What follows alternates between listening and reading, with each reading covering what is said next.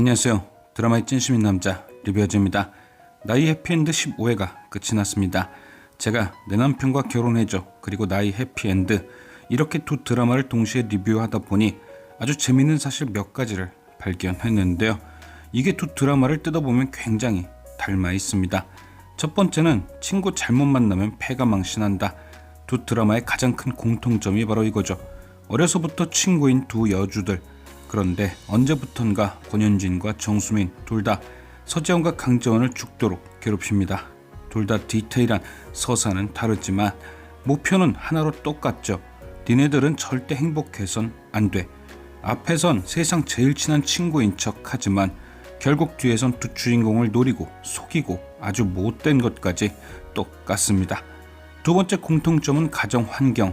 내남결의 강재원은 엄마가 바람나 집을 나갔지만 남은 아빠가 그녀를 금이야 오기야 살뜰히 행복한 아이로 키웠고, 이건 나이 해피엔드의 서재원도 똑같죠.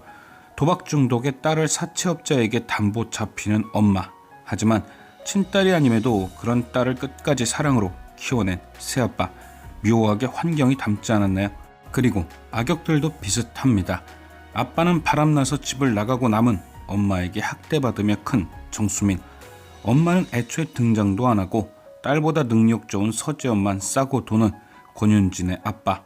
왜 악역이 악역이 되었고 왜 선역이 선역인지 환경만 봐도 답이 나올 정도로 비슷합니다. 그리고 무엇보다 두 드라마가 비슷하다고 생각 들게 하는 가장 큰 공통점, 용도 3위. 그런데 이게 또 희한한 게 갑자기 드라마의 하향세가 시작된 시점이 참 재미있습니다. 나이 해피엔드는 손호준이 퇴장하면서 급격히 하향세가 시작되었고, 내 남편과 결혼해줘는 보아의 투입이 시작되면서 갑자기 하향세가 시작되었죠. 뭔가 한 번에 두 드라마를 리뷰하다 보니 이런 공통점이 눈에 보이기 시작하면서 전 되려 재미있더라고요. 과연 마무리까지 비슷할 것인가 궁금해지기도 하고요. 내남결은 꽉 닫힌 해피엔딩이었는데 나이 해피엔드는 과연 어떤 결말이 등장할지, 오늘 15회만 놓고 보면 이쪽도 해피엔딩을 향해 달려가고 있긴 합니다. 15회 내내 권윤진의 순환만이 드라마를 꽉 채웠죠. 권윤진은 지난 14회에서 최 기자를 이용 서창석을 법정에 세웠습니다. 과거 재원의 엄마 죽음에 그의 관여가 있다는 이유에서였죠. 충분히 살릴 수 있었음에도 일부러 죽게 했다는 주장이었습니다. 권윤진은 서창석을 법정에 서게 만든 이후 서재원에게 이렇게 얘기했죠. 네가 우리 아빠를 감옥에 쳐넣었으니 너도 당해봐야지. 어때? 너 때문에 너희 아빠가 감옥에 가는 걸 지켜보는 게. 그런데 저는 오늘 재판을 보면서 이렇게 느꼈습니다. 아, 애초에 권윤진은 지 아빠 감옥 갔다고 화나서 서창석 잡아넣은 게 아니구나. 서재원에게 말은 뻔지르르하게 했지만 진짜 목적은 따로 있구나. 그럼 과연 권윤진이 서창석을 법정에 세운 진짜 목적은 무엇이었을까? 그건 재판 중 권윤진이 어느 부분에서 제일 열이 받는 것 같았는지 그걸 확인하면 답이 나옵니다. 제 기준에서 권윤진이 재판 중 제일 열이 받았을 때는 서창석이 무죄로 풀려나게 되었을 때가 아닙니다. 그것보단 서재원이 증인석에서 자신의 정신병을 인정하고 뭔가 한 발짝 더 앞으로 나갔다는 느낌이 들 때, 그러니까 더 이상 숨지 않고 당당히 자신의 이야기를 하며 검사에게 되래. 그래, 나 정신병 있다. 그래서 뭐? 나 멀쩡한데 자꾸 그렇게 계속 정신병 있는 사람들 편견 속에 가둘 거야? 라며 의외의 모습으로 판을 뒤집을 때, 그때 권윤진의 표정이 가장 안 좋았습니다. 그러니까 애초에 권윤진이 이 재판을 계획한 건 서창석의 구속이 목표가 아니었던 거죠. 그녀가 진짜 원했던 건 서재원이 이 재판을 통해 무너지는 것이었습니다. 많은 사람들 앞에 불려나와 서재원이 지금까지 감추고 싶어 그렇게 애썼던 그것을 만천하에 스스로 꺼낼 수밖에 없는 상황을 만드는 것.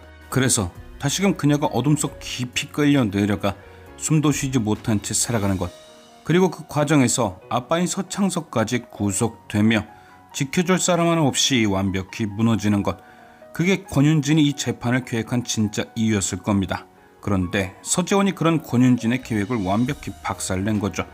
내가 가장 감추고 싶었던 것을 두 번 다시 꺼내지 않을 것이라 맹세했던 그것을 아빠를 위해 누군가를 지키기 위해 스스로 꺼내 들었고, 권윤진은 서재원의 가장 큰 약점이 사라졌다는 사실에 분노한 겁니다.